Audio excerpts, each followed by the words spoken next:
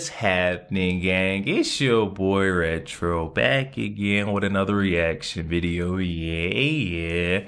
Today we got another huge update. Now you guys can probably already tell it is going down. Just by that title alone, you guys are definitely going to want to see this one, as we got that former Attorney General Merrick Garland now in panic mode after Trump's DOJ just dropped the hammer on him in this newest update, y'all. I'm excited to get into this one, so we're going to hop straight into it. So make sure you guys hit that like button, hit that subscribe button. Before we even get into it, you guys, hit that like button, also hit that subscribe button for your boy. And without further ado, let's get straight into it, folks. Check this one out.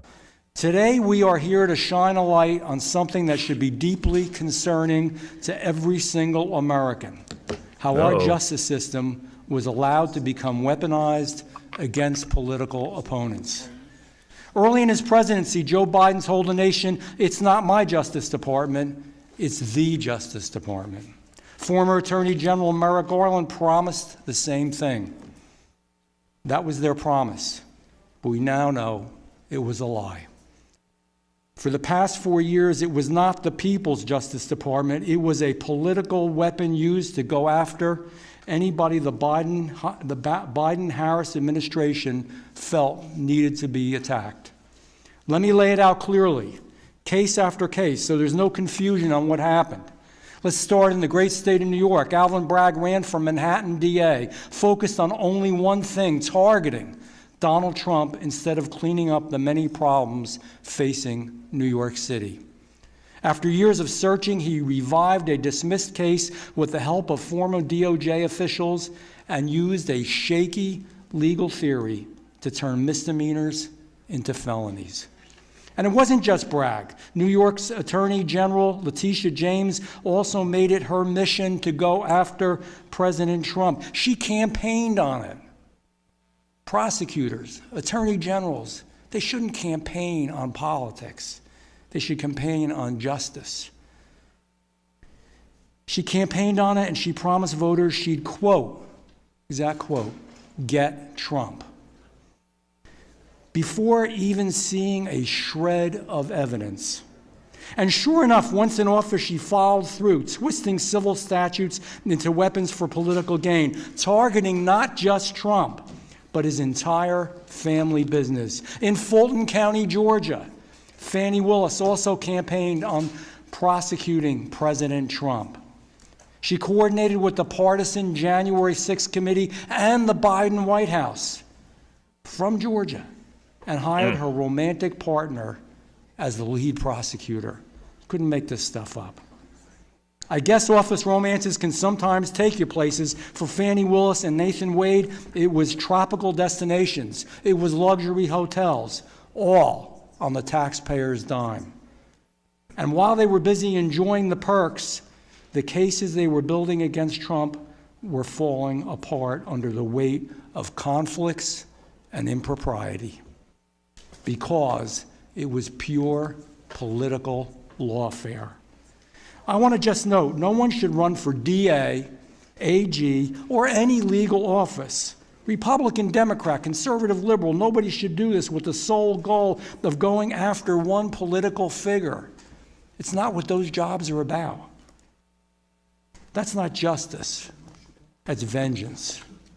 Our legal system isn't supposed to be about personal grudges or political payback. It's about fairness. It's about impartiality. It's about the rule of law. That's supposed to be the standard in America. Unfortunately, under President Biden, that standard wasn't just abandoned at the state level, it was shattered. It was shattered at the federal level as well. Jack Smith was unconstitutionally appointed as special counsel. His lead counsel pressured a defense attorney with a judgeship offer to flip a client. So if the client flipped, he'd get a judgeship. Smith admitted to altering evidence in the Mar-a-Lago case, evidence tampering at the highest and most important level, pure political lawfare. The FBI conducted an unprecedented raid on Mar-a-Lago, the home of a former president. They ignored standard protocol. They didn't wait for President Trump's lawyers to respond. They didn't use a local field office, and they bypassed all typical legal channels. Pure political lawfare. The Get 'em. FBI also targeted religious institutions. You couldn't make this up again. And parents.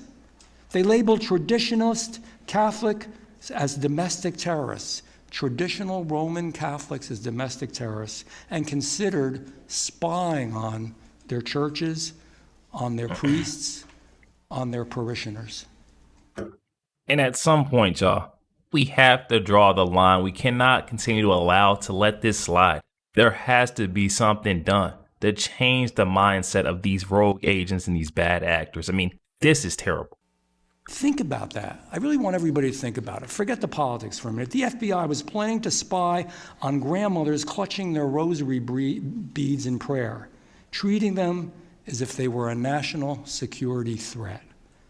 If they can do this to Catholic churches, and this is the important part, what's stopping them from doing it in any place of worship, to Protestant churches, to Jewish synagogues, to Muslim mosques, or to Hindu temples? It was Catholic churches one day. It could be any of those another day. It could be you. If you think that sounds far-fetched, I want you to just take a look, if you get a chance, to what they did in my home state.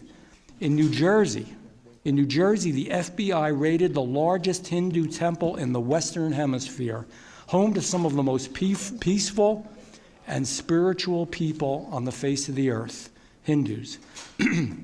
Biden's FBI stormed the temple. He invaded private quarters, religious areas, and held guns. They held guns to the faces of swamis, holy men, some of whom were wearing nothing but their evening wear, their nightwear, their pajamas.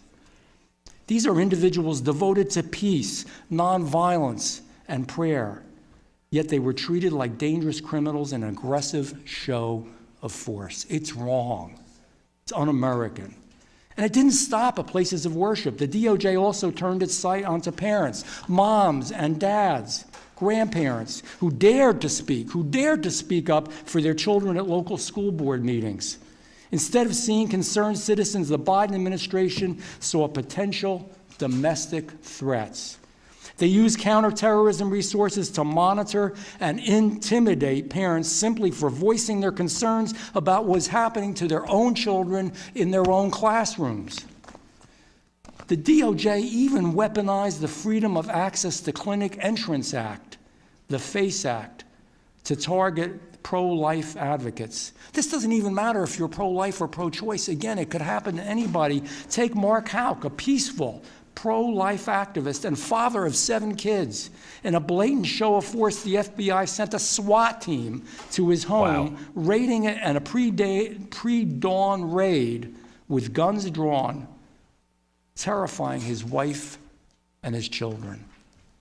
Whether it's people praying in churches or parents speaking out at school board meetings, the message from the DOJ, from Biden's DOJ, is clear.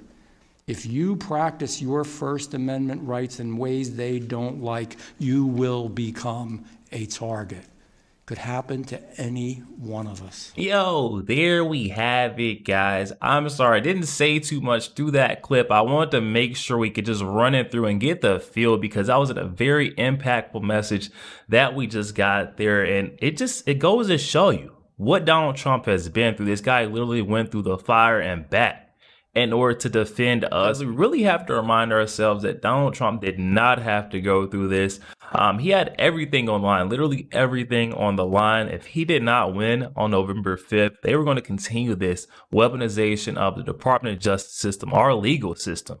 It's so sad. Donald Trump was simply just standing in the way, blocking them from getting to us. If they would do it to him, guess what? They for sure do it to us, guys. They almost got me going, but now is the best time to try to address this. I feel like accountability is the only cure for America. So let's go ahead and start getting it done.